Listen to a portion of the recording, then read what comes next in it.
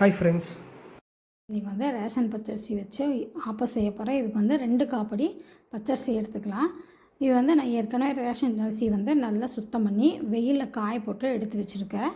இதுலேருந்து 2 காப்படி பச்சரிசி, அரை காப்படி வந்து இட்லி அரிசி எடுத்திருக்கேன். நீங்கள் இட்லி அரிசி இல்லைன்னா ரேஷன் அரிசி கூட போட்டுக்கலாம். ஒரு 3 ஸ்பூன் வந்து குண்டு உளுந்து, ஒரு அரை ஸ்பூன் வெந்தயம் இதெல்லாம் போட்டுட்டு நல்லா வந்து 2-3 தடவை நல்லா கழிஞ்சிட்டு ஒரு ஓவர் நைட் ஊற வச்சுக்கலாம். காலையில் நம்ம அரைச்சிக்கலாம்.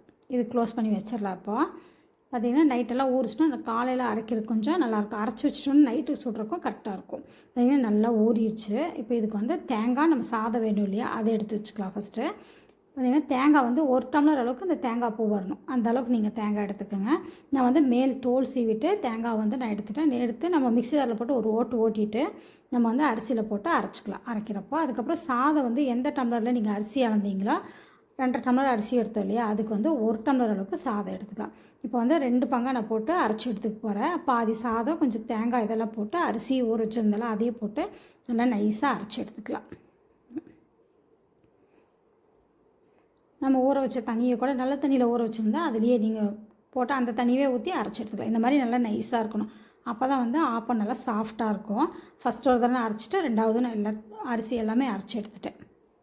கொஞ்சம் அந்த மிக்ஸி ஜார்லேயே தண்ணி ஊற்றி அதையும் கழுவி இதிலேயே ஊற்றிட்டு இதுக்கு தேவையான உப்பு போட்டு நான் வந்து கை போட்டு கலக்கலை, நான் கரண்டிலேயே கலந்துட்டேன். ஏன்னா எங்களுக்கு சீக்கிரமாக புளிச்சிடும். அதுக்காக நான் நைட்டு எடுக்கிறப்ப கரெக்டாக இருக்கும் ஊற்றுறக்கு.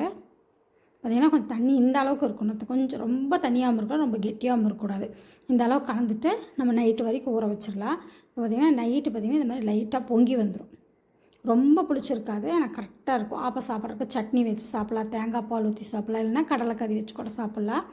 சிக்கன் குழம்புமே நல்லாயிருக்கும். கலந்துட்டு ஒரு அரை ஸ்பூன் கொஞ்சம் கம்மியாக சோடாப்பு போட்டு கொஞ்சம் தண்ணி ஊற்றி நல்லா மிக்ஸ் பண்ணிவிட்டு நல்லா இந்த அளவுக்கு பதம் கரெக்டாக இருக்கணும். தண்ணி ரொம்ப தண்ணியாக இல்லாமல் மீடியமாக இப்படி இருக்கணும். நல்லா மிக்ஸ் பண்ணிவிட்டு அதுக்கப்புறம் நம்ம ஆப்பம் ஊற்றிக்கலாம். நீங்கள் மேலாப்பில் கொஞ்சம் ஆயில் கூட ஊற்றிக்கலாம். நான் ஆயிலெல்லாம் ஊற்ற போகிறதில்ல, சும்மா அப்படியே இதில் நல்லா சூப்பராக நல்லா வருது. நம்ம ஆப்பம் இந்த மாதிரி ஒரு 2 கரண்டி மாவு ஊற்றிட்டு இது மாதிரி ஃபுல்லாக வந்து ஸ்ப்ரெட் பண்ணி விட்டுட்டு க்ளோஸ் பண்ணி விட்டுலாம் மீடியமில் அடுப்பு வச்சு வேக வைக்கணும். அப்போ தான் நடுவில் கொஞ்சம் அந்த மாவு இருக்கு இல்லையா, அதெல்லாம் நல்லா வேகும். சைட்லேயும் நல்லா மொறுமொறுப்பாக வரும். வேறுங்க பார்த்தா தெரியும் உங்களுக்கு எவ்வளோ நல்லா இருக்குது அப்படின்னு. ரேஷன் அரிசினே தெரியாது. நீங்கள் ரேஷன் அரிசி இல்லாமல் கடையில் வாங்குகிற அரிசி இருந்தாலுமே இந்த மெஷர்மெண்ட்டில் செஞ்சிங்களா ஆப்பம் நல்லா சாஃப்டாக மெத்துன்னு சூப்பராக இருக்கும். நான் எடுத்து காட்டுறேன் பாருங்கள். பார்த்திங்கன்னா எந்த அளவுக்கு இருக்குன்ட்டு நல்லா சாஃப்டாக நல்லாயிருக்கும். கண்டிப்பாக நீங்கள் ட்ரை பண்ணி பார்த்துட்டு எப்படி இருக்குது அப்படின்ட்டு கமெண்ட் பண்ணுங்கள். இப்போ தான் எங்கள் சேனலை ஃபஸ்ட் டைம் பார்க்குறீங்கன்னா சப்ஸ்கிரைப் பண்ணிவிட்டு லைக் பண்ணிவிட்டு பாருங்கள்.